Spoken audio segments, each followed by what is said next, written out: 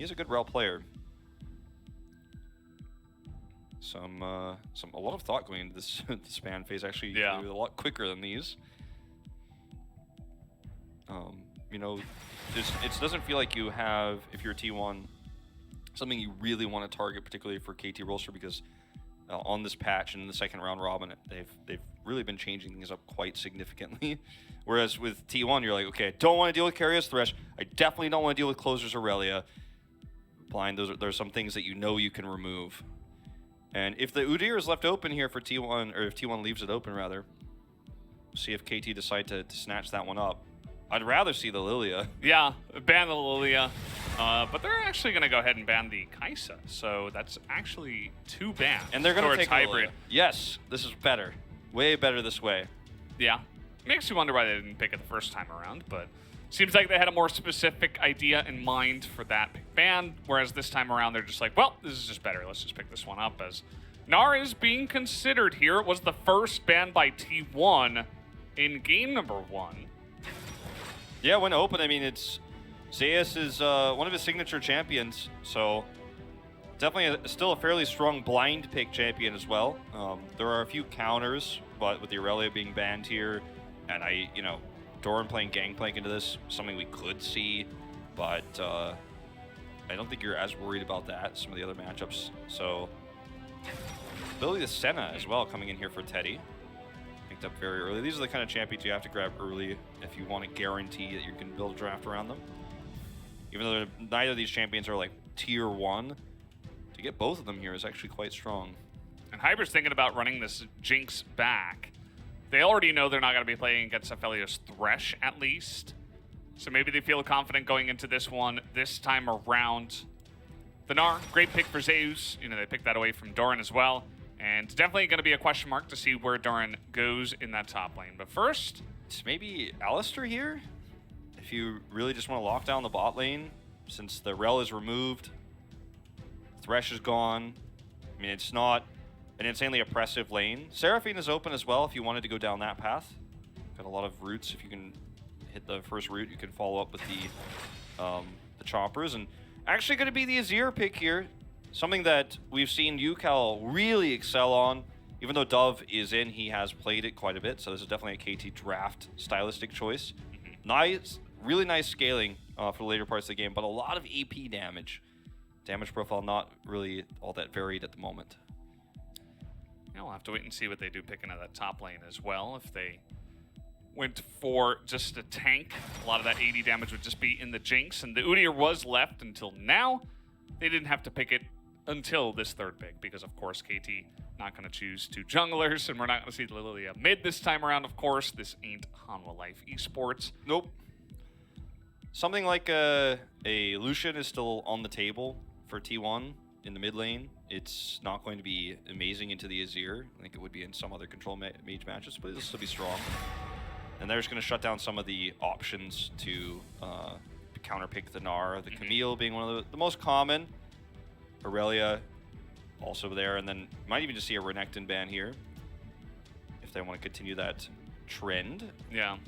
It's pretty interesting that they do prioritize Dove's pick this time around instead of trying to pick a counter for the Gnar, because you have to know that you're getting more Gnar counters banned here in the second phase, right? So maybe Doran has something specific in mind once again that's not going to be Aurelia, Camille, potentially Gangplank or Renekton if one of those gets banned here.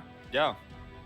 Which is what I would expect. Interesting to see the Tahm Kench banned away once again alongside of the Senna, the fasting Senna. We have seen it a bit now. Yeah, does end up doing a decent amount of damage when he is the one who's actually getting the CS and is, an extra escape for LM. So they actually take away the Jace, which is another strong pick into the Gnar, as we've seen historically, especially very recently. Some crazy solo kill action in the top lane. So that's a nice ban against one of Doran's better champions. Nautilus taken out, so, they didn't secure their own support, but they are really concerned with what Keria is going to be playing on the bottom side. Those are 2 of his stronger champions. Support Sion still available. Hey, I mean... Sion Senna. Sion Let's do it. Sion Senna. I don't think that's where we're headed, but it would be fun to see. Mm-hmm. And with Teddy locking in Closer playing the Zoe here that Teddy is going to lock in. No mid Scion either for T1. Just looks like a Scion-less game. It's possible that KT play the Scion into the Gnar, but I wouldn't rely on that one. I think that's a bit of an odd choice. Not really a strong counter pick. Maybe he goes for the Gragas here. Like, I don't know what their mindset is. It's so much AP damage, you know, if you do that. But just go like full tank. I mean, as KT, you're kind of lining up a late game front to back comp, but with the Gangplank, you don't really have much tankiness, right? You just bring in more scaling and more damage, and we'll see how that works out. If you get behind, I think you're not going to be enjoying this game. No, definitely not. But if you get ahead, this composition can be extremely oppressive. You know, you have the Lilia who can hit really aggressive ganks in the mid lane with the Azir, so Closer's going to have to play this Zoe a little bit more carefully. Some gank timings there. Post 6, Leona has really strong follow-up lockdown, long-range lockdown as well to set up for some of those fights. As it will be actually the set to come through here, which is actually kind of terrifying to think about. And it has a lot of potential to turn some ganks around post 6 in the bottom side of the map. It's a really interesting composition that we're seeing here from KT. It's very much a comp that's going to scale well to the late game if we get there, but if they have a rocky mid game that route to the end part of the game where, you know, you do get to see that Azir scale up, the Gangplank damage to come through, Lilia getting her items online. If you have a rocky path there and you end up falling behind, then I don't know if you'll be able to survive through T1's extremely powerful composition that has so much lockdown, so much skirmish power. I mean, Senna's going to do so much damage when their sleep's coming off. Udyr has the follow-up stuns. Gnar comes through. Set has the ability to lock people down. So much CC here for T1. I'm a really big fan of that last pick Set, especially. When you just look at the way that KT's comp is going to play, like, you get the Leona coming into you, you're just like, nope. Immediately jump into that back line, and you get so much damage onto all of those squishy targets in the back. And you're going to be getting farmed out as well with the fasting Senna, right? So you're even more fed. You have the potential to do actual damage. Yeah. Not to mention the follow-up is insane. So, yeah, just really liking T1's draft this time around, especially compared to what KT have brought out here. You mentioned switching some things up as 11.4 comes in, but I feel like KT still a little bit lost a bit, although there were some improvements. I do like the Lilia priority this time around. Yeah, me too. I think a lot of this game is going to be about the execution of that control over the mid and top side of the map. Doran and Dove. Usually it was Doran and UCal, percentage-wise, doing the majority of the damage, being the ones to carry KT Rolster. In this case, it's going to be Dove in the driver's seat. A lot of pressure, top and mid, to bring this game back and bring us to a third and final game. But yeah, I mean, the Set that's going to actually have money in the bot side is a terrifying thing to think about. He's already getting ready, doing some crunches. Drawing some lines. Drawing some lines in the sand. In the river. Must not be a very deep river. Maybe more of a stream, you could call it. I mean, it's, you know, it's a little bit tougher to do that underwater. Get some exercise. True. The water's not very deep, though, is it? Is it? No, not really. It's not. It's like not really actually much of a river. It's more of a very large, long puddle that we have on the rift. It does actually look like that. When you look at the champions running on it, it's like, well, no part of their lower body is submerged at all, right? So they don't get slowed. Like, yeah, it's a little bit weird. They're all just walking on water. Superpowers here. Or floating over it if you're Alistair bugged. True, yeah. Or you can be submerged if you play Nautilus. So yes. That's another option if you're looking for that. Luckily, he's got that helmet. He'll be fine. Mm-hmm. And, yeah, we're just kind of zooming in on the bottom matchup and seeing, you know, the way this is going to go. Of course, once again, the fasting Senna comes out, and Keria will just get free farm. We've seen Keria on a very eclectic kind of range of champions, right? Remember, he has played the Nico support alongside of the Ballista. He has played even Yumi. He's got 12 different picks so far that he has played as a support player. So 13 now. Yeah, 13 now. This is actually his first game of Set this season, which is, it's hard to believe considering how many champions he's played. Yeah. But I mean, he's the one constant in T1 in terms of the roster. everyone, all the other 9, you know, this is the 9th variation. All the other variations have been shifting the other 4 players. So this is a terrifying thing to think about. All the pressure that we talk about, all the players in the T1 are under, but Keria, he's got to play well with so many different combinations. And yet he has been very consistent. Yeah. And that's, I suppose, why he is consistently in that bottom side. They don't actually have a support sub, I suppose you could call it. Although a lot of the other players on T1 aren't exactly substitutes, as many of them have stuck around for a while and then gone off and on and so on and so forth. I even like the set even better because, like, into Jinx Leona, it's just like, well, yeah, what are you going to do? Like, try to engage as well. You'll just take a ton of damage yourself and not really enjoy your time. Teddy keeps saying these roots, too. You got to be careful about staying between the turret and the wall. Just can't dodge those there. Obviously not that important right now. There's no follow-up, but later can be an issue if you get caught in those. Doran and Dove having a good start here in their respective lanes. Gideon's just gonna walk through like he owns the place, but he's not actually committing to anything right now. We might actually get double scuttle from Gideon. And it's kind of like Elam has given it away, and he's prioritizing the Raptor respawn first, from what it looks like. Yeah, he gets that, and now he's going to move down. They have Prio on the bottom side, so they're able to just move up and check it out. And that will be eventually that scuttle over to the side of Elam after securing his Raptors. Yeah, I mean, Gideon definitely wanted to try for it, but he just is very well aware that it's not realistic. As this is a nice attempt. Doran's taking a lot of damage on the back of this trade. Maybe another boulder? No, he's just going to use that to push the wave in. Yeah, you're not going to kill him with the boulder, and you might have delayed his back, but I think making sure you get that goal is a lot more valuable because he's going to back no matter what. You can see he comes back in and has his teleport available. Going to head back to the top side of the map, but you know, that was a great start here. Going to get a little bit tougher now that Sheen is available. Just kind of how this matchup goes. Yeah, and he's definitely one of these Gnar players that we can have confidence in to not really feel the pressure too much from the gangplank. Yeah. See how this matchup continues to roll. It's been a very passive early game here. Things are going to really start to ramp up once you see Dove and Gideon hit 6. You'll see a lot more pressure in the middle of the map. And then, of course, obviously, once the bottom side of the map here hits 6 as well, set can do so much more, can roam, can be very frustrating. Yeah. Feels like it would be fun to be Keria in this lineup of T1, right? You get a lot of freedom to play so many different things, and you play with a lot of different players. They do give him a lot of freedom to play a bunch of aggressive picks as well. It's not just like, oh, you're going to play a tank. He gets to play the Nico. He gets to play Pike. The Pike especially, you know, just gets to roam around, have his fun on the Rift.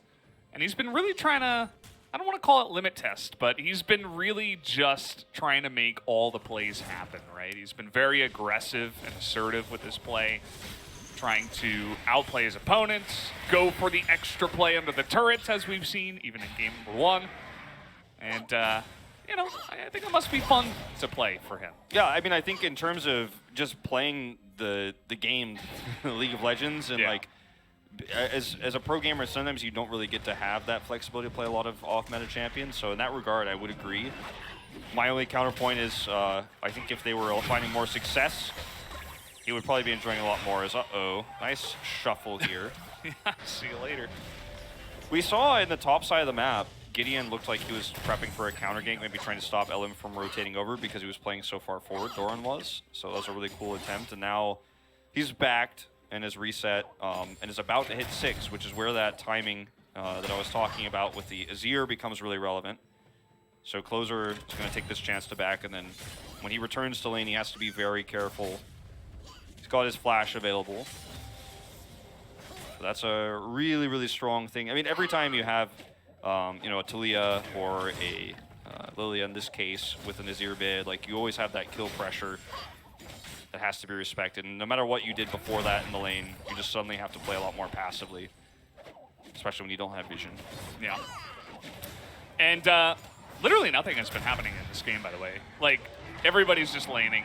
Yeah. The junglers are jungling. They're taking all the camps. That's about it. We're probably going to see potentially a trade of objectives where the Udyr takes the dragon and the Lilia starts up on the Rift Heralds. And then maybe we'll get some action. Gold is exactly even here. I think it would be in KT's best interest to potentially try to skirmish on this Drake with the level 6 Lilia that they have here. I mean, you can just take the free trade if you want to, but if you want to be proactive and utilize your composition to its fullest, I think you go for that. I mean, you have such insane team fight potential with the Emperor's Divide, the Sleep. There's a lot of damage output that Lilia's going to have in that longer skirmish too. Got to be careful of the set though. Oh, the Aftershock is gone, and yeah, the Cannon Barrage comes in. Hybrid is really trying to get on top of Teddy. He's got a level on him right now as well. Although Keria is getting in there and dueling with Zeus, that's going to be Hybrid 1v1ing Teddy on the opposite side of that trade. The flash is flashed away from as Zeus styles on him, and now Hybrid's got a double kill. Easy peasy, and I think you're taking that Drake now for sure if you're KT Rolster. Very well played here. Nice reaction. The ult coming through from Hybrid was also so well aimed. And now this is really frustrating for T1. We'll watch this fight again. Teddy is a little bit isolated here, and Keria is really trying to push the issue in a situation where Teddy's too isolated. Like, he's too far away, has to flash, Hybrid has a follow-up, and Keria just has no place chasing this and trying to turn this around. He stayed for way too long. And I mean, what do you do here? You just die. Haymaker first, forces a flash, but that's a double kill for Hybrid. Such a great start. This is a complete turnaround from what we saw in game 1 on the bottom side of the map. Yeah. Again, with the set, you're thinking, okay, Leona's Aftershock is down. This is where we take the big trades. And then they remembered that Gangplank is on the other team. And Senna is, in fact, very squishy. And you just get bombed on the top side. So Teddy's immediately out of the fight. And then once it splits up into the 1v1, of course, Hybrid is going to win that one. So, yeah, pretty unfortunate. The Cannon Barrage was huge to get that extra damage onto Teddy and turn the tables of the trade in favor of the Jinx. I just think, too, that Teddy's in a position in that fight where you're just not able, like, you can't commit there because he isn't ready to do that maximum damage right away. Okay, this is pretty long range. Not gonna be the steal nor impactful damage, but cool idea. KT, by the way, despite those kills, did not take the Drake. So that is still up right now, and they gave the Rift Herald. Hybrid got a turret plate and kept pushing, but kind of peculiar. Didn't try to take that first objective. It's a Cloud Drake, so not too valuable, but what it gives you is... yeah. Keria's trying to get on in there, and yes, it looks fancy, but there were still minions up, even through the ultimate damage. So it wasn't enough to just burst Hybrid down even without his flash. A cute idea, but not quite effective. No. If you get the first Drake, you can start to snowball that control over, okay, we can force fights with our team comp early because, we're pushing towards Soul Point and then Soul.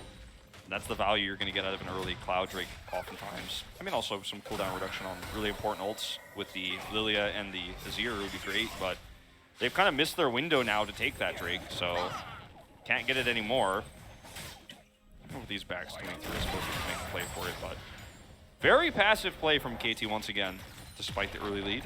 Yeah, I think that's okay. Like, you get your Jinx incredibly far ahead, and every other lane is just going even, and you're going to love that with all the scaling that you do have in your comp here. So you're just sitting back, having a good time, farming it out, and T1 are kind of the ones that have the pressure to make stuff happen. And yeah, they went up, they took the Rift Herald, and KT were like, yeah, sure, go ahead. Take it down. We have no challenges that have come out. As Hybrid maybe this time around did overstep his boundaries. We do have the Cannon Barrage coming through, and actually the damage is just barely not there to take Hybrid, as they did not want to fight through that Gangplank ultimate. Look at all the vision KT have on this river too. They knew that, for example, Closer wasn't going to know that the rotation was coming up from the Leona. However, he respected the fact that she was missing bottom. They knew Zeus was somewhere else. Actually ended up punishing the bottom side, and unfortunately Zeus didn't get any value in the middle of in the mid lane where he was roaming up. Now they're going to get all these extra plates on the bottom side. Despite all the vision here on the Drake, KT just not making any plays for it. A whole turret goes down. Yeah. And it's like, we had a great start, but look at actually the gold lead. 2 kills to Hybrid, yet almost 1,300 gold behind. Yeah, well, it comes down to a lot of the way that it traded out, right? You know, they get the 2 kills, but it's like, well, now we got it back. Now, either we get the, well, I'm going to have to hold that thought as they're actually trying to get on top of the Gnar here. Not sure if they have the burst damage. They do line up those barrels, though, and it is going to be enough. Gideon takes the turret shot, but they make the kill happen in the end. Yeah, well played here. The GP pick working out very well now, twice here for Doran. Bottom cannon barrage, and then in this case, just the damage output with the trading he had already previously done. And almost overstays, but we'll have the presence of mind to get out of here just in time. And still some consideration on the Drake by Elim, but he just is like, well, I know Hybrid's down here, don't know where Lilia is, guess I'll just walk away. And this is going to be one of the latest first Drakes that we've had this season in this very passive game.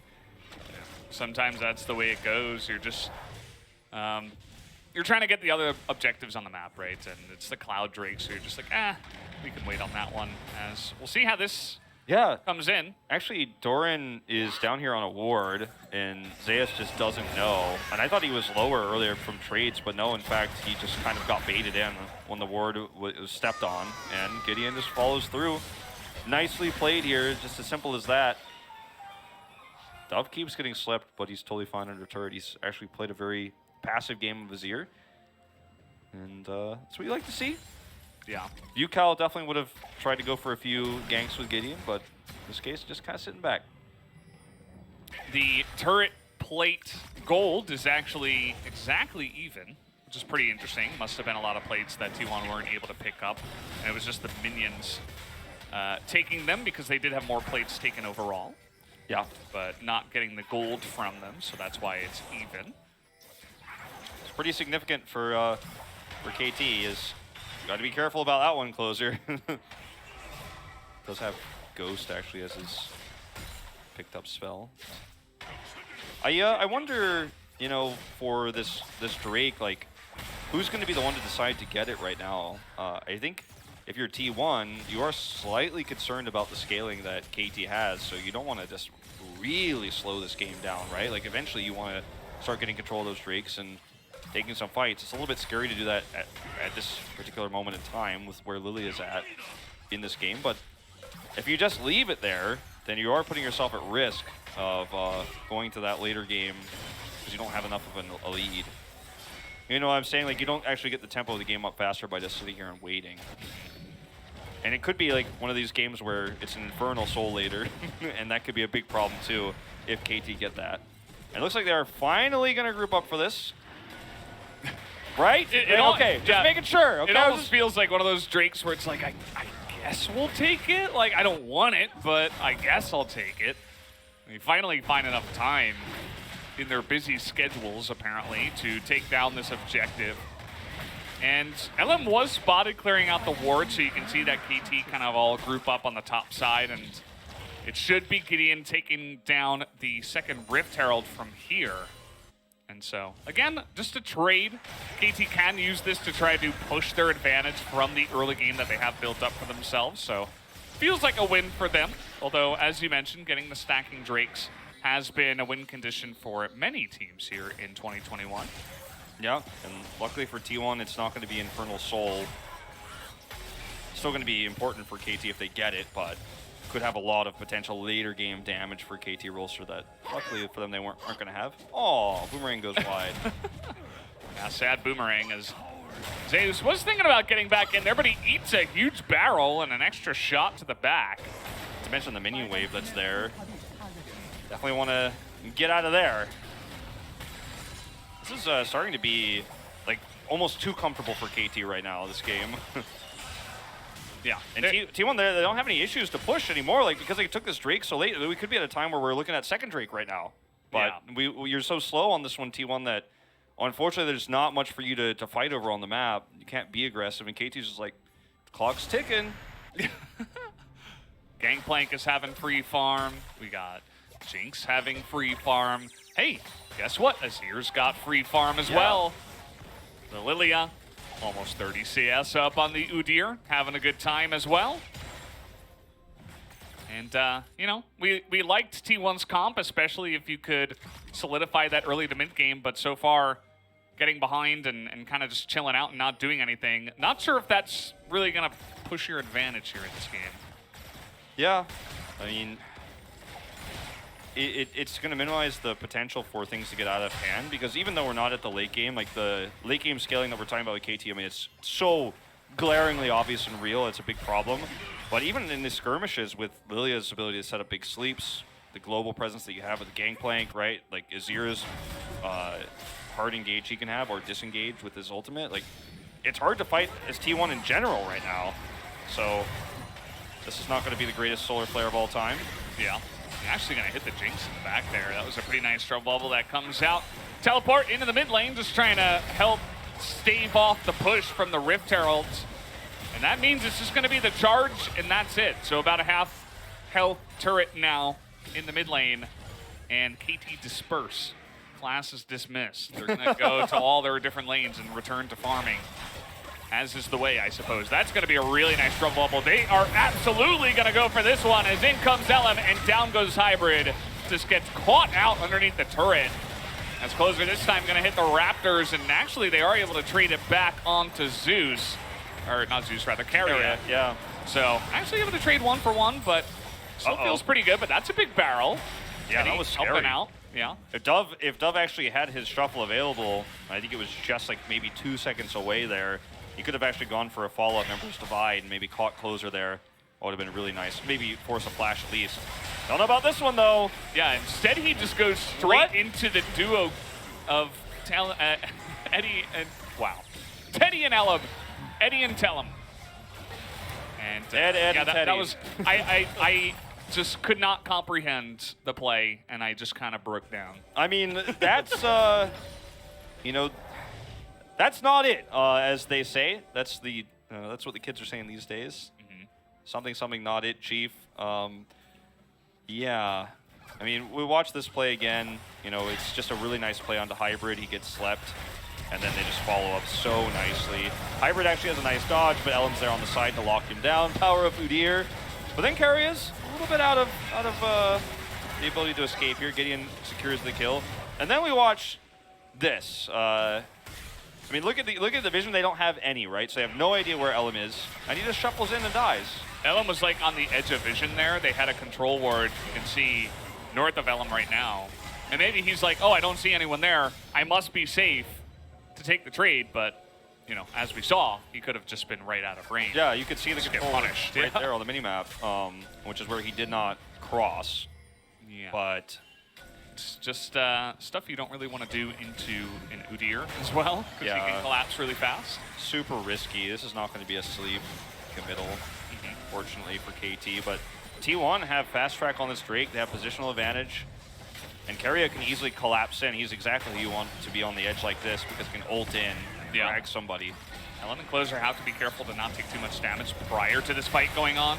Closer is getting the poke down as the kind of barrage is used on a Teddy. He's going to have to cleanse away from that solar flare. Doran goes in, and he's not able... Oh, finally takes down Teddy, but the collapse comes in from T1. You can see KT now just trying to separate in all different directions, but that's going to be a couple of kills now going the way of T1, and they will secure that Infernal Drake. Such a disjointed fight from KT when the dive onto Teddy doesn't blow him up instantly. Everybody has different ideas as to where the next steps of the fight should be, and Doran dies committing to getting the kill, and then everything after that is just a big mess, unfortunately. You know, there's so much synergy between the Lilia and the Azir, because Lilia can come in, set up a big Q, then you could see the Emperor's Divide go off while she's in her stopwatch, but it just doesn't work. I mean, watch, the engage here is kind of clean, because Teddy's in a really awkward spot.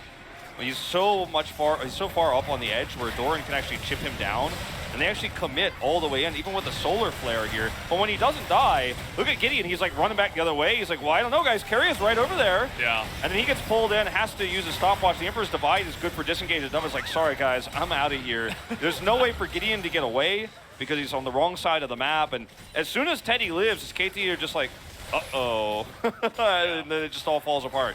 We've seen that happen sometimes when you chase too far into a corridor in the enemy jungle. It's like, well, yes, you get a very important member in Teddy on the enemy team, but you're also giving away a lot. And it was good positioning from the side of Zeus and Keria to just collapse on in as KT kind of bit the bait and got punished for it. So at the end of the day, you know, you're going so deep for Teddy, and at the same time, we have a very fed set on top of it, just because of the way the bottom lane was played. So I think the Mountain Soul favors T1, especially because they obviously have 2 Drakes controlled, so they're going to get it a lot faster. It's not a great Soul for either team, but if you're going to pick one that's going to be good for it, I think it's going to be T1 with the set, and the Gnar is going to get a little bit extra shielding here. Yeah. They're all enjoying it. Even the Zoe's got a Banshee's Veil, so getting some effectiveness out of that Drake as well. Certainly more tankiness on the side of T1 as they're just going to push mid straight up. LM always threatening here in the front. Both Dove and Doran were just in the side lanes. They actually need to be careful about Dove rotating down like this. There's a lot of wards, but T1 don't actually try to collapse. There were a few pings there, but he does get to rejoin safely. So a moment with all that mid push, so T1 could have maybe tried to collapse on him if they saw him in jungle, but timing didn't work out. And this is just, we're going to go back to a little bit of a lull state, a little bit of a slow game here. Again, it looks like Valdez after the last Drake fight, and everybody's just going to take a little pause, a little break time. Why did Closer just decide he didn't want to take that cannon minion? I'm not sure. Nah, you know what? Let's just let him live. Let's give the tower some love. I could see the Reddit thread about this already. Oh no. Closer, I mean, he's been the one that's been setting up these fights in a huge way. Yeah. His Zoe has been pretty spectacular, and I feel like Zoe has been one of the key picks of today. I mean, even Showmaker playing it earlier on. Zoe's have been kind of the highlights of a lot of the games tonight in both series. Maybe we'll see a resurgence of the Zoe after today. I love watching good Zoe's play. It always leads to some hype moments. Big burst damage. And, I mean, Closer, you know, again, heavily criticized player as of late, but no one can doubt his mechanics, right? I mean, that's why he was picked up. That's why he's made such a name for himself. And his very short LCK career is looking for an engage here. Yeah, they're going to find Zeus in the front. Do they have the damage to burst him down? Well, he's going to be able to flash away from this one, but in goes Zeus and is going to take down Zeus alongside of Closer as the sleep comes in, but it's very lackluster. Just used for disengage and trying to save their team when they were already out of the fight. So the pick goes on to the Leona, and now T1 are looking for more. I mean, they're going to try to clear out this vision and threaten a Baron. They get another sleep, and that's going to really delay this rotation over from KT. And grab the scuttle, clear these last few wards here. And, I mean, you can't start the Baron here because the respawn for Zeus is coming up very soon. But at least you get a little bit more vision control over there, which makes the start coming up here a lot easier. You can even now start to make choices if you're T1, like, okay, KT has better Drake control, so we'll just try to trade and force those kind of awkward situations for KT Rolster. KT are ahead in gold. I guess we're going to not see what happens next, but go back in time instead. Zeus is just going to get caught here. Decides to go for the Zenith blade. It gets rooted, and there's just too much damage. He gets slept. And the rest of his team is like, sorry, man, I'd love to save you, but there's just no way we can. We're not going to risk losing multiple members who ends up being sacrificed there. We're actually having some big trades here over this Mountain Drake, but another Trouble Bubble is going to hit Zeus. And the amount of roots that they have on the follow-up is just disgusting as Gideon is trying to make something happen. He gets the sleep on the Teddy, and he actually gets blown up by Hybrid over the wall. Kind of surprised that KT were able to convert on that play. Yeah, Teddy, I mean, he was very low, and that was a really nice snipe from Hybrid. Nobody's able to block the shot. They just didn't see it coming. And that's not only this Drake here for KT, but they can actually start making a move over to Baron. Teddy's not up for 20 seconds here. It's the majority of the damage. They don't have their smiter, you know, so there's ways you could set for the Baron. I don't think you can finish it here, but you can take that vision away. The advantages T1 had around Baron and that vision are now removed. I mean, starting this is very risky. 5 seconds to the death timers here. Yeah, it doesn't look like they are going to go for it, but you know, you can bait Keria into kind of an awkward spot, right? Zeus has to move forward. Keria sees it, he's like, oh crap. I'm behind enemy lines, where do I go? They're gonna spot him. Let's see if he can ult his way out of this situation. Nope, he's just thrown right back into the fire. Does a nice amount of damage, but he's all alone against 5, so. They get rid of the Emperor's Divide, but I still don't think this is a fight you can take anymore if you're T1. And, you know, the vision control they had is lost. So this exchange here ends up being really nicely done. Watch Teddy in this fight. It's actually insane, the snipe that they get. The sleep is on Zeus, right? The follow-up route is there. And then, you know, after the initial kill, Gideon gets on top of Teddy, who actually gets slept over the wall, so he can't dodge this, and Closer can't get in the way to block it. Like, he unfortunately just cannot, there's physically no space for him to stand to block that shot, so the sleep sets it up. That was just a really nice play from Hybrid, to be honest, and a great setup from Gideon as well to make it happen. You know, some of his sleeps have been suspect, but that one was certainly worth it, as here again, you know, you're just kind of beating Keria into an awkward spot. Like, are they doing Baron? We're not 100% sure. Maybe I can get the flank, and then they just catch him off guard, so it's kind of like a bonus kill. Yeah, I think a lot of people misunderstand Baron vision. It's not always like, okay, now they don't have any wards, so they can't see that we're doing Baron. The fact that they can't see you're doing Baron or not means you have to make plays like Keria just did to confirm and to try to gain information. Because sometimes, you know, whether they're doing Baron or not, the question is scarier than them actually doing Baron. Yeah. And now we're in the situation that we were almost expecting, right? We're at the 30-minute mark and not much has happened, right? T1 have tried to make some plays. Closer has been landing a ton of bubbles. But again, it's Jinx, Gangplank, Azir with Lilia and Leona supporting you, and you're entering a late game. You have so much power in this comp. This was not the greatest sleep. This is one of the suspect ones, unfortunately. Yeah. It feels like Gideon is very hit or miss on this right now. You know, if the sleeps are good, the follow-up is always there, but sometimes, you know, it feels like it's like, oh, I hit multiple targets, I'm just going for this. Yeah. And then, unfortunately, there's just no way to follow up on that. But yeah, I mean, we're at this game where, like you said, the late game is starting to shine through for KT. Their comp isn't great with the Mountain Soul, but if you get a 4-stack Mountain Soul, then it's like, any comp is good with that in the late game. Sure. I mean, Leona's going to be happy. So yeah, you'll have people building some defensive items here and there, especially if they can predict that they will pick up a bunch of Mountain Drakes along the way. And being in a spot right now down 3,000 gold as T1 is not very comfortable. You do have a nice amount of pick. We've seen some of the you know, the positives from their composition, but kind of running out of time here. Yeah, look at the damage bars here for KT. I mean, the scaling is starting to show in a big way.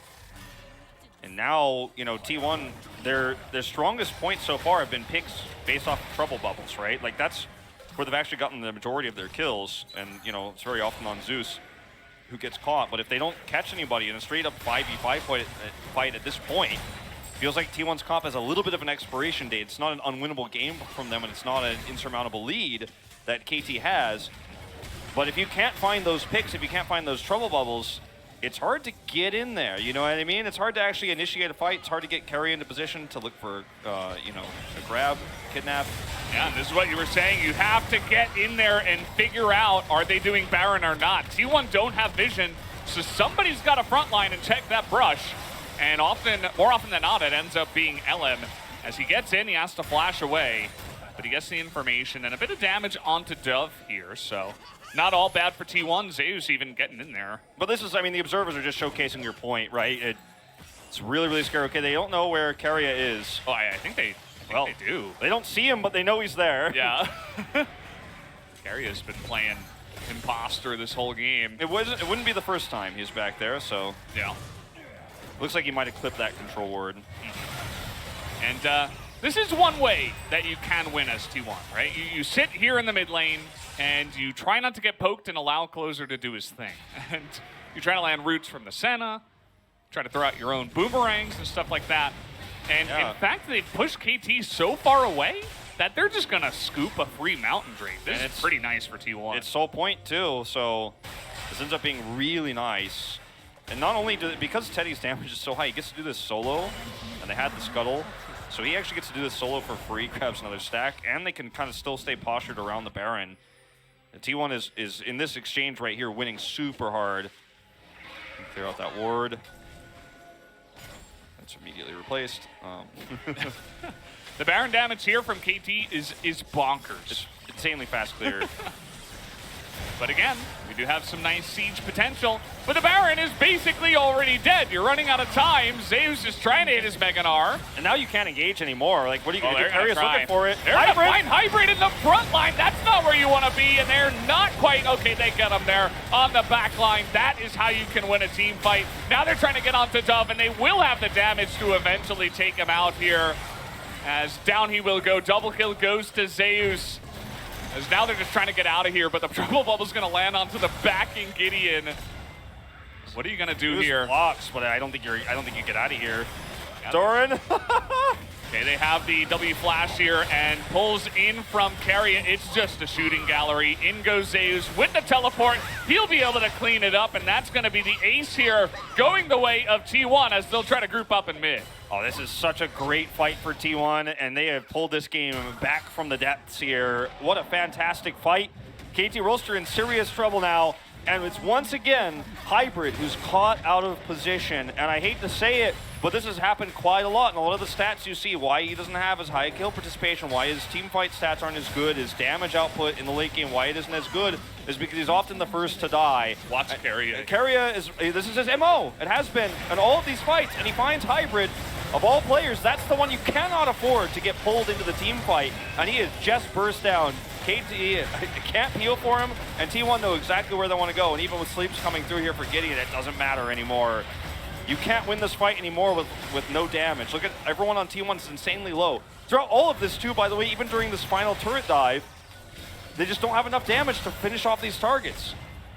Yeah, I mean, Doran gets a nice crit there on a closer, but that's about it, right? Ezonia's the next one, has the flash picked up. That's really excellently played by Closer as well. And then eventually with the teleport coming in, Elam even surviving on the back of that with Turtle and the heal from the Senna. And that is just a huge fight. You know, that's one way to win against a scaling composition. You just take away the squishy, you know, underbelly scaling part of the composition, right? And they did exactly that. I mean, there's been so much respect shown to Carrier too when he's going for these flanks up until this moment. But it was this moment where KT had to disengage from the Baron they took that they're unable to escape, right? They're unable to get out and also deal with Carrier. And they get locked in that choke point there, trying to get back to the turret. T1, this is not, it's not a game-winning fight, but it certainly proves that if given the right conditions and if Carrier can find the right angles, they can win a fight by just kind of cheating the fight, not actually playing the front to back, but actually getting a pick. And there is a way for T1 to close this one out 2-0, especially because of the Drake advantage that they have. That's why getting those early Drakes really adds up, even if it's not an amazing Drake for your comp. Yeah. You get to threaten things like this. So powerful. One step away. I mean, it's only a minute and a half, and you have an extremely fed Gnar in your comp. Zoe is just insane right now. Not to mention, set. Everything's really going well for them in terms of frontline, and they could definitely do it again. Even if they let KT get position, maybe you can kind of just look for the pick again with like a wraparound around the Dragon Pit with the set. Certainly, you could just kind of run it back and see that kind of a play happen once again. Let's see how it goes, as now Teddy is just frontline. So maybe they're even more confident than I imagine. Yeah, I mean, they're at a point in this game where their burst damage is real. And Zeus needs to be very careful about getting caught. I mean, he is often the first one to go down. And if he's gone, then T1 can just kind of bulldoze their way through. They're very confident they can take this turret. Drake's up in 40 now. KT are not going to have positional advantage here. They have a lot of vision, so that's very helpful as to rotating over here. T1 have not really been buying that many control wards, so kind of a bit of a vision issue throughout. Yeah, they're all like on the top side, right? You can see them like in the jungle on the top side. You want to replace those, but they don't really have them right now, so maybe not having the chance to run back and buy. As you can see, the current range of the auto attack is 925 on the Senna. It's pretty high. She does a lot of damage, and she does it very safely. And T1, because, look, they don't have control wards, they don't have the vision removed, like, Keria is literally standing on a ward. But KT's approach here, even while knowing Keria's here, is very difficult. Doran, though. Doran is doing a great job here, but they're looking to turn it around on him, no. Do they have the damage to cap up? I think so. The Uter comes in, and they just catch Doran with his pants down. And that's going to mean that we get the big engage now on the side of Zeus. He built up that Mega Gnar on the Gromp, and this is just domination. They're going to take out all of those carries on the side of KT. Dove does remain, but that's going to be the Mountain Soul now going to T1, and they're in a great place now to win this game. Oh, yeah. I mean, T1 probably for a moment thought, do we just go end the game? I mean, we're 38 minutes into this one. 40 seconds left on the death timer of Hybrid. And with this Mountain Soul, they are just going to push to look for the team fight to win it. I mean, unfortunately, Hybrid's not going to come out until long after Zeus is out. And I think T1 should be able to force a fight here to end the game. If they don't want to risk it, they can back away. And like you said, they're in a good position. And that's what they will do, despite these 3 death timers being still up. They want to just make the play for Baron, which makes it even easier. The timing of this is a little bit, like, it's very, very razor thin, but I think T1 should be able to do this. Yeah, it's kind of an awkward timing where it's just 20 seconds too late here, but you can break down this fight once again where I mean, Doran tries to get this. Doran just tries to get Keria, but look, everyone on T1 is on the same page. And you get slept, and that's it. Like, you can't really dodge a sleep in that choke point there when you're trying to make this play. And what was a cool idea is to punish Keria because he's staying on a ward, just gets turned on its head. And now look at where Hybrid is. Like, he's trying to peel, and he's unfortunately not anywhere near the rest of his team. And once Doran is dead, it's an easy split. They cut that team in half. Yeah. KT standing on this Scuttle Crab, no secrets, they're trying to race it. They're just trying to force it here, and I think it's a little bit desperate. We got the flank coming in from Keria once again. Now KT have a better front to back this time around, but you know, this is 2 team fights that T1 have won later, and they have Mountain Soul. That's right, and Keria is on the left side once again, threatening those flanks. He's even pushing the wave. He's like, yeah, let's get some wave control, some lane control. KT can't they can't take this down anymore. And if they back here, they're in serious trouble. Speaking of trouble, if a trouble bubble hits, that's also a disaster. The vision control here is really nice. I'd like to see, okay. Yeah, we actually had Dove go back. He's the one you guy gotta that fight went now. back. Now he's alone. Now the teleport, yeah, I think they could have turned onto that one, but they're actually going to elect to go into this fight. Zeus does have this Mega Gnar coming on in. The damage not quite there. Big sleep coming in from the Lilia, but as you can see, that front line just gets demolished, but a huge Gnar ultimate into the wall, and they're getting Hybrid once again. Gideon's still alive here. Element's so low. They're not able to get Dove either. Look at him. He's got full health. He's trying to get in there. He's got his ult still. And T1 have to leave. Ooh, yeah, they're just going to have to back away from this one. Take a look at the base of KT as well. The TP is coming in now. And they're just trying to stop the backs. And the Trouble Bubble lands onto the Azir as Keria's going to set up the kill here potentially. Teddy just flashing in. And he will go down. Oh, what a terrible, terrible disaster here for KT Rolster. They had a fight they definitely could have won. They could have crushed. And yet, T1 survived, retreat. Dove comes into the fight so late. I mean, if he's there from start to finish, I think this fight looks very different. He still got his Empress Divide. He never got to use it. Like, in this moment, he's not here. And KT are kind of caught in this awkward position. Then he comes over. Look at where Dove is in this fight. He's still not here. Still not here. Like, Gideon is trying his best to slow down the pace of this fight so Dove can actually join. Then they come over here, and everybody on T1 is low, but they can't finish him off. The Gnar ultimate is the saving grace here for T1 as Keria gets a follow-up. And, like, the Sun Disc turret is here, but nobody can actually finish off these T1 players. They walk away, get those mountain shields back up, and then they can turn around to take this fight. This is so close to being the closeout here for KT Rolster, but they just cannot do it. And Dove is hit by another Trouble Bubble. Closer has been on fire with this Zoe. And this is what may be the beginning of the end here of this game. Yeah, you know, many team fights later, T1 are just kind of going insane. I mean, we have the full build now onto the Zoe. I mean, it is 42 minutes in, so we should be hitting that now here. The Void Staff completed. Yeah, nobody's building Horizon Focus anymore. Just going straight for the big damage. Got a very early death cap as well in this game because he's been so fed. He's been so ahead. And the full build Zoe is terrifying. Talk about front to back and scaling. If Closer one-shots somebody, which you can practically one-shot Zeus at this point, it just doesn't matter. You don't get to have that fight. If Hybrid gets slept or caught, it's over. KT have one more team fight in them. Just one more. But I mean, with no Drake control, T1 get to take the rest of this game on their terms. Yep. They have the Baron now for a minute and a half more, and they'll be looking to take down this bottom turret, it looks like. T1 could even just walk away and set up for an Elder Drake fight, too. Like, they have so many win conditions in this game. Oh, I'm sure they will. Yeah. You know, once the time comes here, But if someone gets slept, then KT just lose the game. Look at how much damage from just the bubble. Yeah. It's like, okay, yeah. If that hits 20%? If that hits Dove or Gideon, they die and the game is over. So, I mean, yeah. This is the scary part of this. T1 could just hover around these turrets or hover on this bottom turret. If you kill somebody, you win the game, and if they stall until your Baron runs out, when your Baron runs out, the auto buff spawns, then you go for that. Yeah.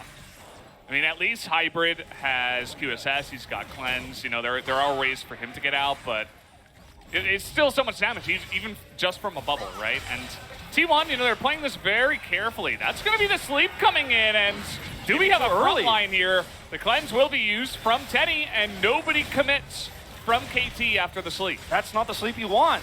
You know, you have to have a sleep where there's follow-up damage there ready, not a minion wave to go through. Let's see it. There's the damage, and they nearly clap him with the house from the Gnar as well. The follow-up from Senna, not quite there. They used a lot to try to get onto that guy, especially the Senna ultimate, but still, it's enough to push the Leona out of the fight and secure a free Elder. And there's no objectives on the map for KT to take. They can't split push. All of the inner turrets are up. There's no inhibitor take equation here. There's no side laning. They're looking for a Baron steal, an Elder steal here with the Cannon Barrage. Oh, imagine. Imagine. Blocked. Yeah, they're just going to wait until it ends. They're not going to take any chances. There's no reason to at all. Gideon has to have, I feel like this game is only won by KT if like the sleep is hit under the Nexus turrets at this time. You cannot just sleep when T1 has a buffed minion wave with super minions in between you and their team. And he waited so long to use the sleep too, they had already kind of walked away and furthered that gap. Yeah. That's like, I think that's the way that this fight is won, right? Sleep into really nice Emperor's Divide. You know, there's so much CC. Doran's damage output is insane. The scaling is definitely real. Look at the damage there on that Paddle Star. I don't even want to know, man. Closer has more gold than the Gangplank here 45 minutes into the game, and that is that's pretty crazy. Given the Gangplank and his kit, as now, you know, T1 with the Elder, you talk about the damage that we've already seen from the Zoe. That's going to be the kill if he does that again. Yeah, I mean, Zeus gets one shot. He basically was getting one shot before, but this time he just gets exploded by the Elder execute if he does get hit by that. And if Zeus can get one shot, then anyone can get one shot. Exactly. So, how fast can you cleanse, Hybrid? I'm sure it'll be extremely fast. All right, this is the sleep under the Nexus turret that you need. Good luck, KT Rolster. Fans are holding their breath on this one. I mean, Gideon, he's got his flash. He has Zhonya's. I think you just got to go for it, right? Look at in the wind. Daria's going. He's going to die from the fountain. Okay, Zeus just trying to make it happen, and he just dies. Not going to be the one. The Emperor's Divide is for disengage, and look at the burn on the backside. Even Hybrid has to use the QSS. They just have to run away, and it's not looking so good. I mean, there's no minion wave. Finally, it's coming in. As T1 will look to end this one on the Elder push. They're just so desperate to try to get any damage done they can here, but T1's playing with their food a little bit. Keria. Okay. Yeah, they're kind of going on a solo mission there. It's going to be the miss on the Paddle Star as well. Is there actually a chance that they don't end this? I mean, come on, T1. Zeus rather getting in there. They have the damage to take the one guy out, and Hybrid just gets one shot by the Elder, and they finally make it happen. It was looking a little bit scary, but in 46 minutes, T1 do make the game work and pick up the 2-0 tonight.